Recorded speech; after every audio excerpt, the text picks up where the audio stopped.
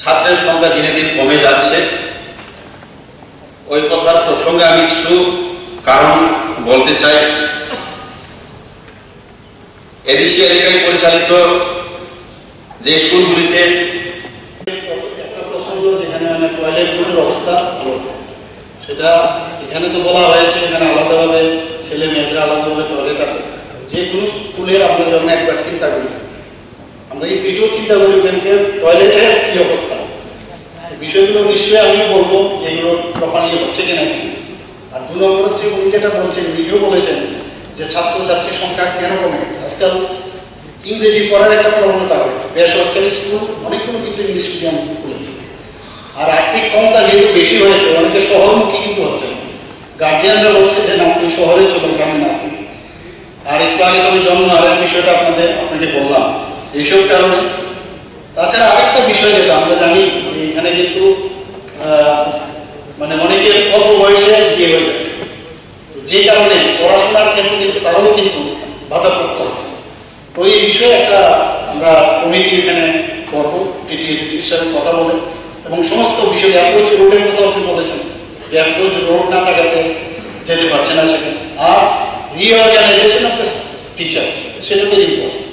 অনেকে আছে ট্রান্সফার, যে এটা ট্রান্সফার করে দিন, সবাই চায় বাড়ির কাছে বা কারো থ্রুতে। তো এই জিনিসটা কিন্তু আর এই যে একটা থাকে অ্যাপ্রোচ থাকে, তাতে করে এটা বোঝা যায় না এখানে মাত্র একজন টিচার কেন না, আমার ট্রান্সফারটা হয়ে গেল। এইসব কারণেই কিন্তু একটা দেখা গেছে ডিপ্রেশন। তো সব বিষয়গুলো এখানে আলোচনা হয়েছে, যেখানে যেখানে খামতি থাকে আমরা নিশ্চয়ই বসে আমরা ডিসিশন। উদ্দেশ্য হচ্ছে বিভিন্ন সমস্যা এদেশি এলাকার স্কুলগুলিতে থাকে।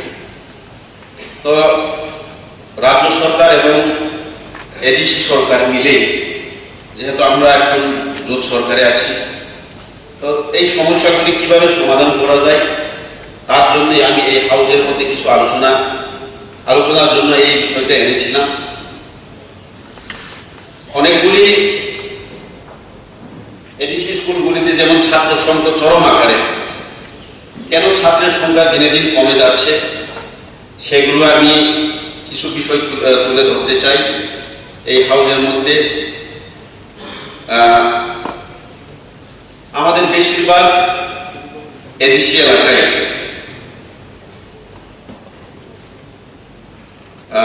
স্কুলগুলিতে প্রায়, যদি আমরা ইনফ্রাস্ট্রাকচারাল ডেভেলপমেন্টের কথা যদি বলে থাকি, বিভিন্ন স্কুলে সঠিকভাবে টয়লেট নেই এবং ডাইনিং রুম নেই, এবং স্কুলে যেতে কোনো অ্যাক্সেসিবল একটা প্রপার রুট কমিউনিকেশন নেই, এবং আরো প্রায় 50% স্কুল বলাই চলে যে ইলেকট্রিসিটি কানেকশন এখন অবধি বিভিন্ন স্কুলে নেই। তো বিভিন্ন যে কারণ থাকতেই পারে, তো কারণ বা সমস্যাগুলিকে কিভাবে আমরা সমাধানের পথে আমরা এগিয়ে যেতে পারি, যেহেতু আমরা এখন তীব্রাবতা বিজেপি সরকার যদি আমরা যেহেতু সরকারে আছি, এই হাউসের মাধ্যমে আমি কিছু আলোচনা রাখতে চাই, তাই আমি এখানে বললাম। এবং আরো বিষয় আছে, আজকালের ছাত্রছাত্রীরা যেমন বেশিরভাগ ইংলিশ এডুকেশনের দিকে ঝুঁকে যাচ্ছে, কিন্তু বেশিরভাগ স্কুল এখনো এসি পরিচালিত স্কুলগুলিতে হোক বা রাজ্য সরকার পরিচালিত স্কুলগুলিতে হোক, তো বাংলা মিডিয়াম স্কুল হওয়ার দরুন বিভিন্ন ছাত্রছাত্রীরা আগ্রহ দেখাচ্ছে না।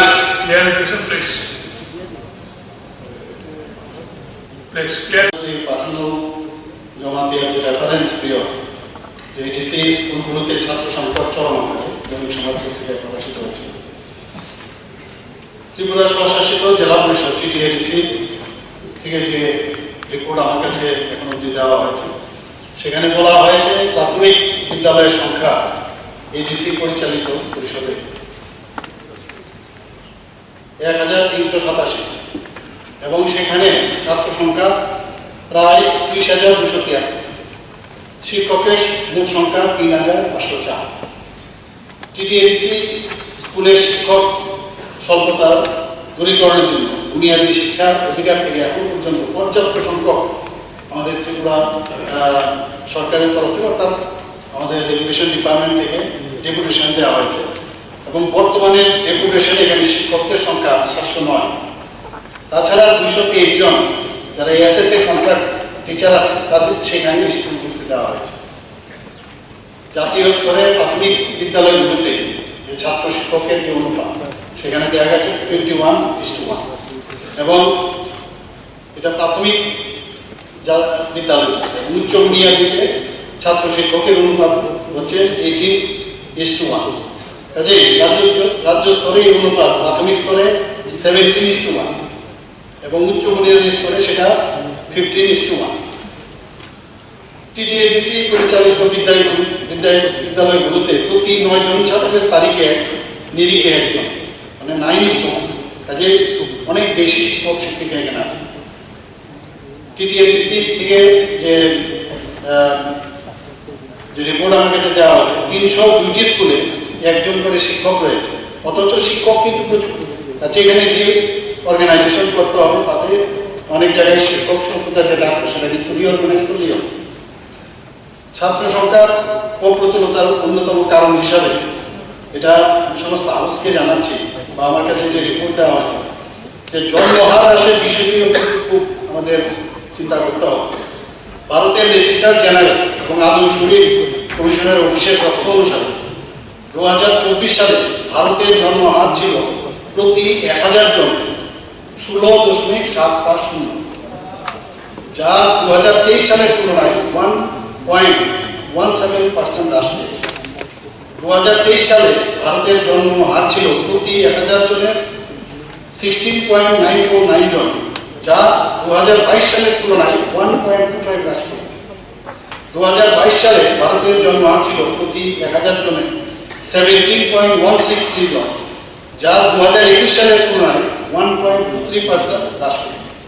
ত্রিপুরার ক্ষেত্রে সর্বশেষ প্রাপ্ত যে তথ্য সেখানে দেখা যায় 2019 সালে প্রতি 1000-এ যেখানে 12.8 ছিল জন্মের হার, সেটা 2020 সালে কমে 12.6 হয়েছে। টিটিএডিসি এলাকায় পরিচালিত শিক্ষা প্রতিষ্ঠানগুলোর মেরামতি, তারপর আসবাবপত্র ক্রয় করা, কন্টিজেন্সি ইত্যাদি বাবদ খরচ করার জন্য বেতন বহির্ভূত খাতেও আনুমানিক প্রায় 1 কোটি দেওয়া হয়। 24-25 অর্থ বছরে টিটিএডিসি পরিচালিত শিক্ষা প্রতিষ্ঠানগুলোতে মেরামতির জন্য সেখানে 1,20,00,000 টাকা দেওয়া হয়েছে।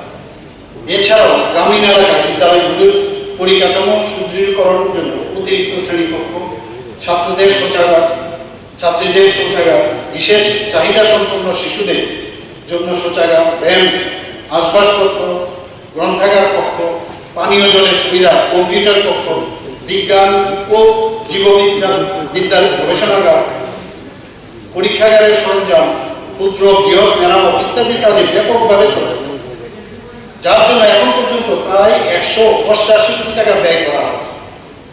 রাজ্য সরকার, রাজ্য এবং টিটিএডিসি পরিচালিত বিদ্যার্থীদের যাতে কোয়ালিটি এডুকেশন প্রদান করা যায় সেই জন্য আমরা বদ্ধপরিকর।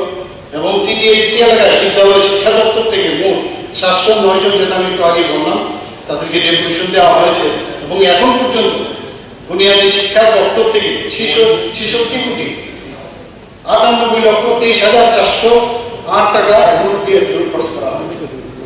পিএম পোষণ প্রকল্পের অধীনে এডিসি এলাকায় প্রত্যেকটি নিম্ন উচ্চ বিদ্যালয় বুনিয়াদী স্কুলে সকল ছাত্রছাত্রীদের এখানে মিড ডে মিলের খাওয়ার ব্যবস্থা করা হয়েছে।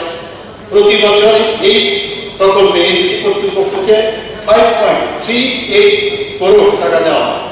বর্তমানে 2024-25 ইংরেজি অর্থ বছরে এখন পর্যন্ত 4.94 কোটি টাকা দেওয়া হয়েছে। পিএম পোষণ প্রকল্পের উদ্দেশ্য হল স্কুলের ছাত্রছাত্রীরা তাদের যাতে পুষ্টি প্রপারলি পাওয়া যায় তার জন্য, এবং যারা স্কুলে আসতে আগ্রহ প্রকাশ করে না তাদেরকে নিয়ে আসবে। এখানে আমি উল্লেখ করতে চাই যে কস্তুরবা গান্ধী বালিকা বিদ্যালয়ের অন্তর্গত 15টি হোস্টেলের জন্য মধ্যে 14টি টিটিএডিসি এলাকার মধ্যে অবস্থিত। অনুরূপভাবে নেতাজি সুভাষচন্দ্র বোস আবাসিক বিদ্যালয় হোস্টেলে হোস্টেল প্রকল্পে 16টি হোস্টেলের মধ্যে 9টি হোস্টেল টিটিএডিসি এলাকায় অবস্থিত। কাজেই টিটিএডিসি এলাকার মধ্যে পড়াশোনার জন্য যা যা দরকার, যা যা স্কিমের মাধ্যমে আমরা কিন্তু বেশিরভাগ টিটিএডিসি এলাকার মধ্যে আমরা দিচ্ছি, এবং এইসব হোস্টেলগুলোর মধ্যে তাদের থাকা খাওয়া এবং পড়ার শুধু বিনামূল্যে কিন্তু ব্যবস্থা করা হয়েছে। তাছাড়া বিভিন্ন ধরনের সুযোগ সুবিধার পাশাপাশি পার্ট টাইম শিক্ষকদের দিয়ে হোস্টেলের মধ্যে স্কুল টাইমের বাইরে পড়ার ব্যবস্থা করা হয়েছে। পিএম জনমন এবং ধরতি আবা জনজাতি গ্রাম উৎকর্ষ অভিযানে দুটি প্রকল্পে 39টি হোস্টেল তৈরির জন্য কেন্দ্রীয় সরকার অনুমোদন দিয়েছে। এই 39টি হোস্টেলই টিটিএডিসি এলাকায় তৈরি হবে। কাজে ছাত্রছাত্রীদের বিদ্যালয়মুখী করার উৎসাহ প্রদানের জন্য এনরোলমেন্ট অ্যান্ড ডিটেনশন ড্রাইভ বিদ্যালয় জন্য অভিযান করা হয়ে থাকে। এই এনরোলমেন্ট ড্রাইভকে সাফল্যমণ্ডিত করার জন্য অঙ্গনবাড়ি যারা ওয়ার্কার আছেন তাদের হাউস হোল্ড সার্ভের মাধ্যমে ড্রপ আউট ছাত্রছাত্রীদের চিহ্নিতকরণের মাধ্যমে বিদ্যালয়ে ভর্তি করানো হয়। তো সেইভাবে অনেক আমরা যেটা বললেন যে খালি শিক্ষকদের